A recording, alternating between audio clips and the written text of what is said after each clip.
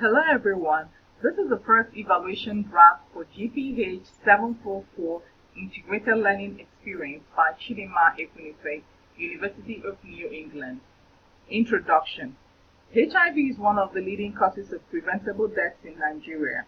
It is reported that Nigeria is the second largest HIV burden globally. The virus affects the individual by destroying CD4 cells capable of fighting infection. HIV is transmitted through the mucous membrane or damaged tissue contact, or by direct injection into the bloodstream of infected blood and body fluids. It is estimated that 3.1 million people are living with HIV in the country, while only 30% have access to antiretroviral therapy.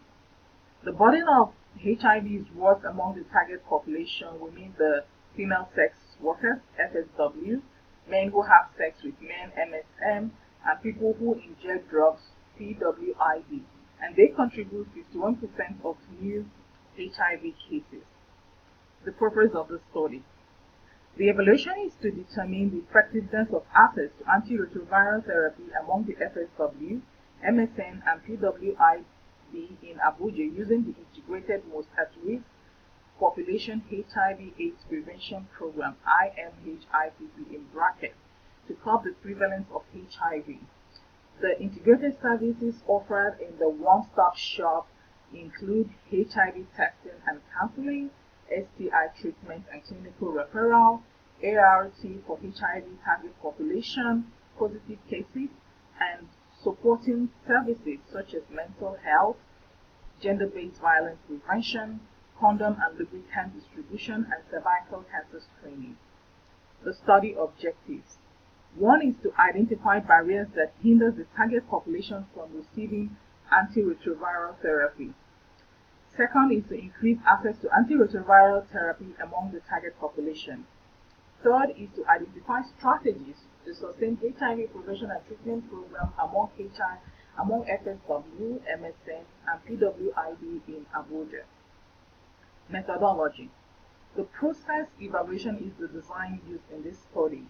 It examined the implementation strategies of the Integrated Most at-Risk Population HIV/AIDS Prevention Program to determine the program's effectiveness in reducing the prevalence of HIV/AIDS among the target population.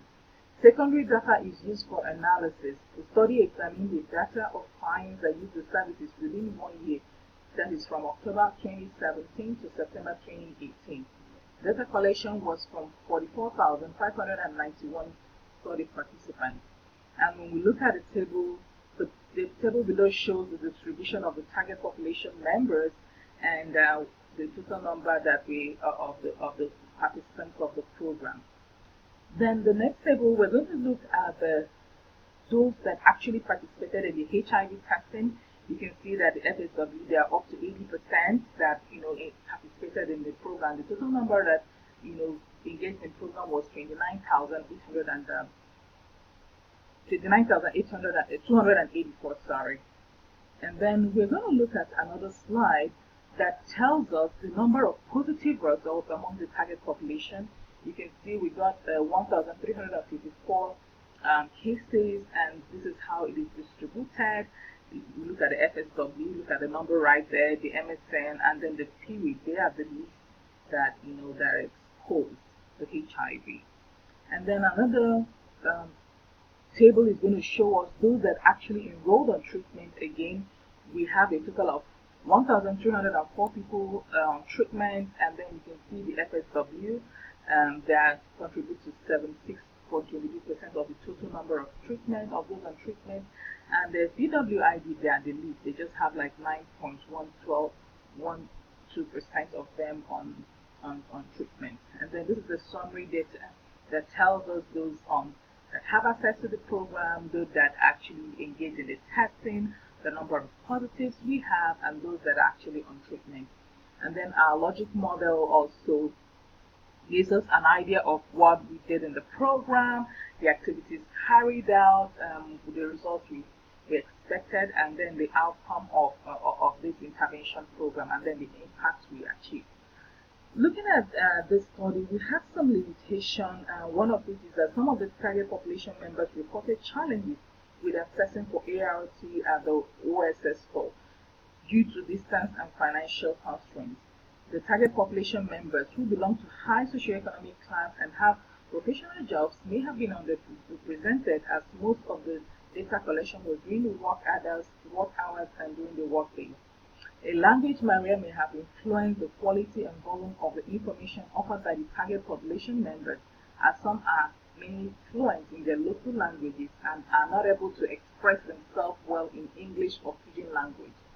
Some of the target population members leave the city for economic reasons without prior notice and discontinue the ART, and making tracking and follow-up care challenging. Conclusion. Integrated Most at-Risk HIV Prevention and Treatment Program was successful. The program offers a safe place for the target population. It also helped to reduce stigmatization, which the target population often face when accessing care at the general hospitals, thereby encouraging more participation in accessing ART and other preventive programs. And we have our recommendations. One is that there's need to increase the number of one-stop shops in Abuja where testing and collection of ART will be more accessible to the target population. Two, there is need to open up OSS clinics beyond the regular hours to accommodate the working class and the high socioeconomic status member of the target population. Third is that efforts should be made to bridge the language barrier by recruiting more local implementing partners and peer educators who can interpret the local languages. Four is to improve economic ability of the target population members, which will facilitate access to the Center for Treatment and Follow-up, and also reduce migration to other cities for economic gain. So the fifth is that we're going to engage in massive health education campaigns and use of incentives to increase use of ART among the target population members who are HIV positive, to encourage treatment, compliance, and follow-up. And we have our references here, and thank you.